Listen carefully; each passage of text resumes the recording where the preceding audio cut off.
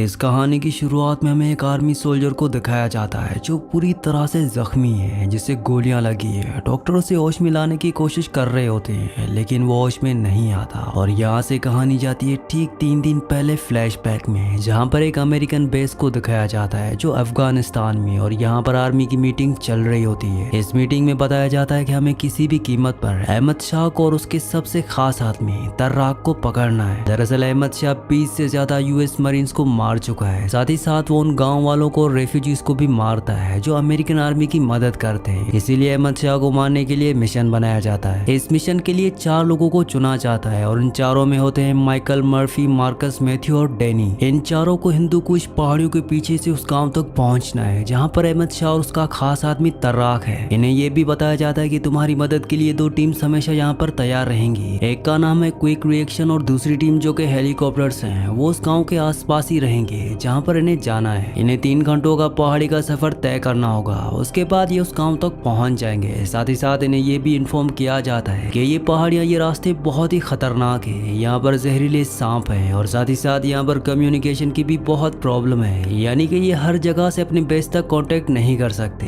इन्हें अपने बेस पर कांटेक्ट करने के लिए सही जगह पर जाना होगा। वहीं दूसरी तरफ अफगानिस्तान के एक गाँव को दिखाया जाता है जहाँ पर अहमद शाह और उसके लोग आते हैं। वो एक घर से एक आदमी को बाहर लेकर आते हैं और पूरे गांव वालों के सामने उसकी गर्दन काट दी जाती है। दरअसल इन लोगों को शक होता है कि इस आदमी ने अमेरिकन आर्मी की मदद की है। ये उन्हें इन्फॉर्मेशन देता है। तालिबानी अफगानिस्तान पर इसी तरह से जुल्म करते हैं। वहीं दूसरी तरफ वो 4 सोल्जर्स जिन्हें अहमद शाह को मारने का मिशन दिया गया है, उन चारों को रात के अंधेरे में हिंदू कुछ पहाड़ियों के आसपास छोड़ दिया जाता है। यहाँ से इन्हें पैदल ही आगे बढ़ना होगा। ये रास्ता बहुत ही खतरनाक है। ये धीरे धीरे अपनी मंजिल की तरफ बढ़ते हैं और साथ ही साथ रेडियो में ये अपनी पोजीशन की खबर भी देते रहते हैं। दरअसल इनका हर एक वर्ड, हर एक नाम कोड में होता है। इन्हें स्पार्टन कहकर बुलाया जाता है। अब पूरी रात चलने के बाद सुबह ये उस गांव के पास पहाड़ी पर पहुंच जाते हैं जहां पर इनकी इंफॉर्मेशन के हिसाब से अहमद शाह है। ये दूरबीन से गांव की तरफ देखते हैं लेकिन इन्हें गांव में अहमद शाह का नाम और निशान भी नहीं दिखता। ये रेडियो से अपने बेस पर इंफॉर्मेशन पहुंचाते हैं कि अभी तक अहमद शाह ने नहीं दिखा। इसीलिए इनके साथ हवा में जो दूसरी टीम होती है जिसका नाम अपोलो टीम है, उसे वापस बुला लिया जाता है और उन्हें कहा जाता है कि रिलैक्स करो और जैसे ही अहमद शाह की कोई भी इंफॉर्मेशन तुम्हें मिलती है तो हमें कांटेक्ट करो। और अब ये चारों के चारों वहीं पहाड़ी के पास दूसरी पहाड़ी पर अपनी पोजीशन ले लेते हैं। ये चारों अलग अलग होती हैं और कुछ ही देर बाद जब ये दूरबीन से एक बार फिर से गांव की तरफ देखते हैं तो उन्हें अहमद शाह, तर्राक और उसके कई सारे आदमी वहां पर देखते हैं। इनकी इंफॉर्मेशन के हिसाब से यहाँ पर 10 लोग होने चाहिए थे लेकिन यहाँ पर 10 से कई ज्यादा लोग होते हैं। ये रेडियो से अपने बेस पर कांटेक्ट करने की कोशिश करते हैं ताकि उन्हें ये इंफॉर्मेशन दे सकें, लेकिन जहाँ पर ये इस वक्त है यहाँ पर सिग्नल नहीं होते,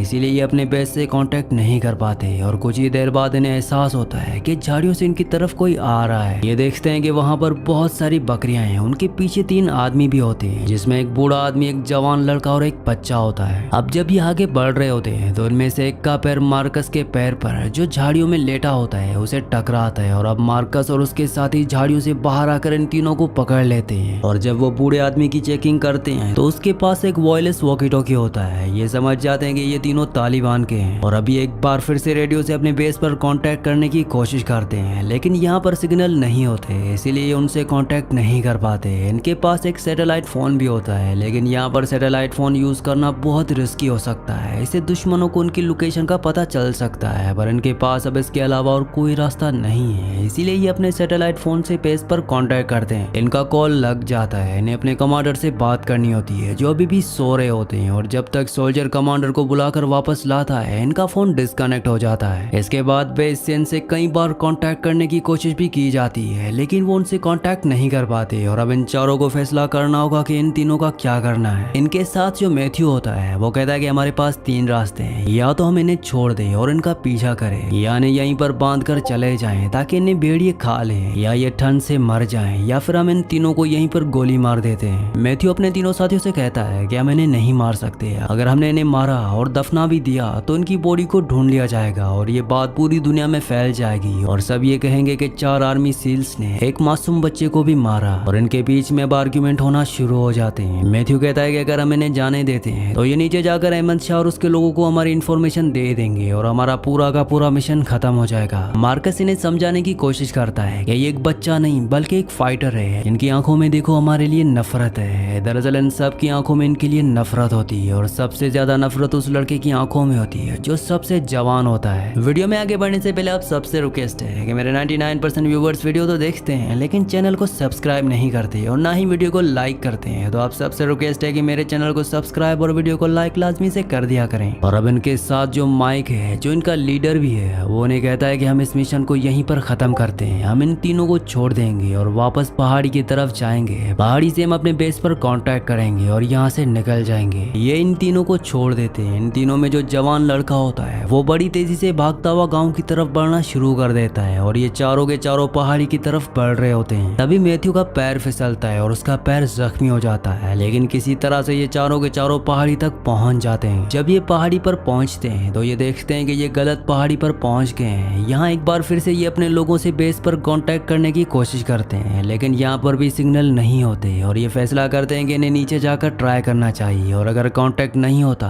तो रात पर ये यहीं जंगल में छुप कर रहेंगे और अगली सुबह अपने बेस की तरफ निकल पड़ेंगे। नीचे आने के बाद इनका कांटेक्ट नहीं होता और जब ये एक जगह बैठे होते हैं तभी इन्हें कुछ आवाज आती है। ये अपनी गन की दूरबीन से चारों तरफ देखते हैं लेकिन इन्हें कुछ भी नहीं दिखता है। इसीलिए इनका एक साथी माइक वो कहता है कि मैं नीचे जाकर देखता हूँ और जब वो नीचे जाकर देखता है तो वो देखता है कि पहाड़ों पर बहुत सारे अहमद शाह के लोग खड़े हैं और ये समझ जाते हैं कि जिन लोगों को इन्होंने छोड़ा था उन्होंने पूरी इन्फॉर्मेशन अहमद शाह को दे दी और अहमद शाह और उसके लोग इनके ऊपर हमला करने के लिए तैयार हैं। वो वापस आता है और मार्कस को कहता है कि हमला करने के लिए तैयार रहो। मार्कस को भी समझ में आ जाता है कि तालिबान और उसके लोगों ने इन्हें घेर लिया है। वो कहता है कि शायद मैंने गलत तरफ वोट किया, लेकिन माइक उसे कुछ नहीं कहता। वो कहता है कि जो हमारे पास मौका था उस मौके की नजाकत के हिसाब से जो भी फैसला किया वो सही था। और तभी इन्हें पेड़ के पीछे एक आदमी दिखता है जिसके हाथ में गन होती है और इससे पहले कि वो इन पर गोली चलाता मार्कस उसे गोली चलाकर मार देता है और उसके बाद दोनों तरफ से हमला होना शुरू हो जाता है। ये अहमद शाह के बहुत सारे लोगों को मार देते हैं लेकिन ये खुद भी बहुत जख्मी हो जाते हैं। इन्हें गोलियां भी लगती है और ये भागते हुए पहाड़ी के ऊपर जाते हैं और एक चट्टान से ये चारों के चारों कूद जाते हैं। ये लुढ़कते हुए चट्टान के निचले हिस्से तक पहुंच जाते हैं। ऐसा करने से इनका रेडियो भी खराब हो चुका है। बहुत देर तक कहीं से भी कोई गोली नहीं चलती। इन्हें लगता है कि ये सेफ है लेकिन तभी चारों तरफ से गोलियां चलना शुरू हो जाती हैं। एक गोली माइक के पंजे पर लगती है और एक गोली डैनी की पीठ पर है। अहमद शाह के लोग इन पर लगातार हमला कर रहे होती है। उनकी तादाद बहुत ज्यादा होती है इसीलिए इन्हें यहाँ से भागकर दूसरी तरफ जाना पड़ता है। ये सब के सब चट्टानों के पीछे छुप जाते हैं। माइक कहता है कि मुझे ऊपर जाना होगा ताकि मैं सैटेलाइट फोन से अपने बेस से कांटेक्ट कर सकूं और वो ऊपर जाने से पहले मार्कस को अपनी गोलियों की मैगजीन भी देकर जाता है। वो उसे कहता है कि कभी भी हार मत मानना और उसके बाद माइक गोलियों से बचता हुआ चट्टान की चोटी तक पहुंच जाता है और सैटेलाइट फोन से बेस से कांटेक्ट करता है। इस बार कांटेक्ट हो जाता है और वो कहता है कि हमें एयर सपोर्ट चाहिए, यानी कि उन्हें हेलीकॉप्टर से मदद की जरूरत है। और उतना कहते ही वहां पर अहमद शाह के लोग आ जाते हैं और वो माइक को गोली मार देते हैं और अब ये सिर्फ 2 बचे हुए हैं। वहीं दूसरी तरफ बेस पर 2 डबल इंजन वाले हेलीकॉप्टर इनकी मदद के लिए इनकी तरफ उड़ चलते हैं। यहाँ पर एक और रनवे में 2 ब्लैक हॉक्स को दिखाया जाता है जो उड़ने के लिए तैयार हैं लेकिन उन्हें उड़ने की परमिशन नहीं दी जाती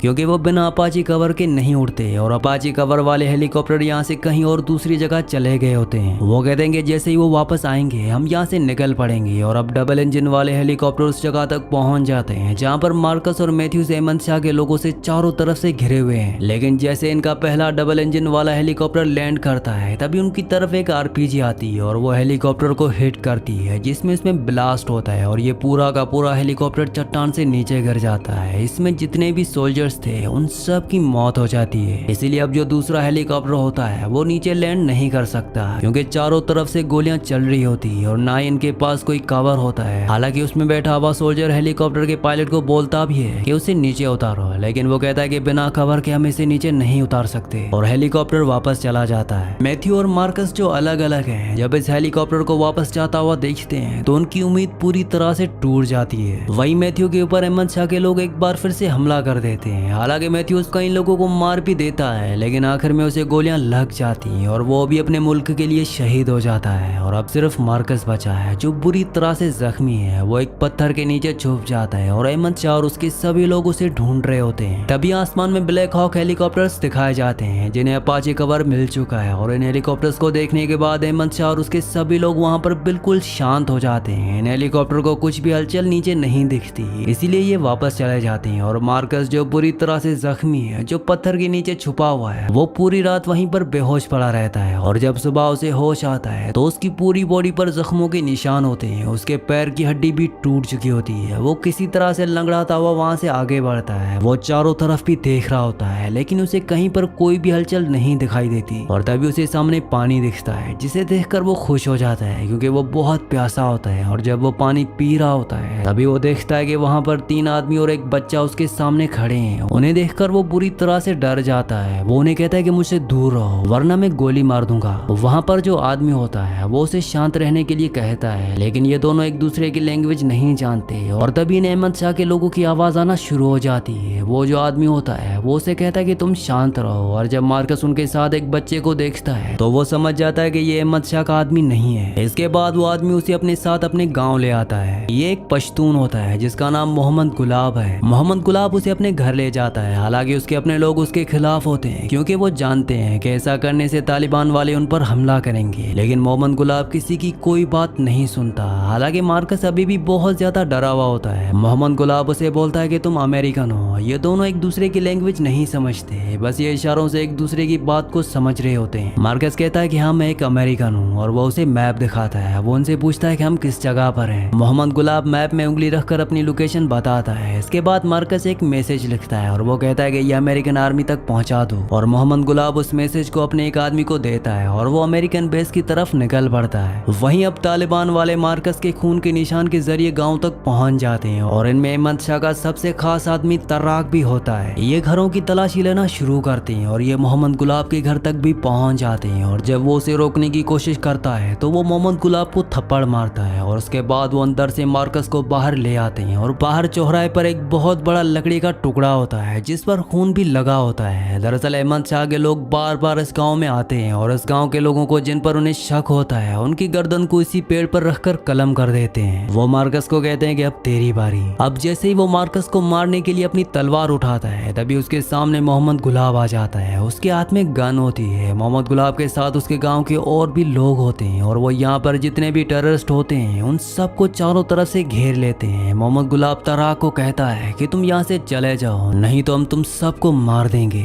और अब तराक और उसके लोगों को ना चाहते हुए भी यहाँ से जाना पड़ता है। मार्कस को कुछ भी समझ नहीं आता कि ये लोग उसकी मदद क्यों कर रहे हैं। हालांकि वो कई बार उनसे पूछता भी है लेकिन ये उसकी लैंग्वेज नहीं समझते। ये मार्कस को एक बार फिर से घर के अंदर ले जाते हैं। मार्कस मोहम्मद गुलाब के बेटे से चाकू मांगता है लेकिन उसे समझ नहीं आता। वो चाकू के बदले बतख ले आता है लेकिन तभी वहाँ पर मोहम्मद गुलाब आ जाता है और वो समझ जाता है कि ये चाकू मांग रहा है। वो उसे चाकू देता है और उस चाकू से मार्कस अपने जख्म में फंसे हुए लोहे के टुकड़ों को निकालता है। ये सब करने में उसे बहुत दर्द होता है जिसकी वजह से वो बेहोश हो जाता है। मोहम्मद गुलाब उसके जख्म को साफ करता है और उसे कपड़े पहनाता है। अगली सुबह जब मार्कस की नींद खुलती है तो मोहम्मद गुलाब उसे खाने के लिए कुछ देता है और मार्कस एक बार फिर से मोहम्मद गुलाब से पूछता है कि तुम मेरे लिए ये सब क्यों कर रहे हो। तभी इनके घर पर गोली चलती है। दरअसल अहमद शाह और उसके सभी लोगों ने इस पूरे गाँव को चारों तरफ से घेर लिया होता है और वो लगातार इन पर गोलियां चला रहे होते हैं जिसमें कई लोग मारे जाते हैं। और एक तालिबान मार्कस तक पहुंच जाता है। वो उस पर हमला करता है और उसका गला दबाकर उसे मार रहा होता है। पर तभी मोहम्मद गुलाब का बेटा मार्कस के हाथ में चाकू देता है जिससे मार्कस उस तालिबान को मार देता है। और अब यहाँ पर अमेरिकन हेलीकॉप्टर्स पहुंच जाते हैं और वो अहमद शाह और उनके आदमियों पर गोलियां चलाना शुरू कर देते हैं जिससे उनके कई लोग मारे जाते हैं और बचे हुए वहां से भाग जाते हैं। मोहम्मद गुलाब अब अमेरिकन आर्मी के पास जाता है और उन्हें कहते हैं कि तुम्हारा एक साथी अंदर है। और जब वो अंदर जाते हैं तो वो देखते हैं कि वहाँ पर मार्कस होता है। वो मार्कस को अपने साथ यहाँ से ले जाने लगते हैं। मार्कस बहुत बुरी तरह से जख्मी होता है। मार्कस अपने साथियों को कहता है कि मोहम्मद गुलाब और उसकी फैमिली को अपने साथ ले चलो लेकिन आर्मी कहती है कि हम ऐसा नहीं कर सकते।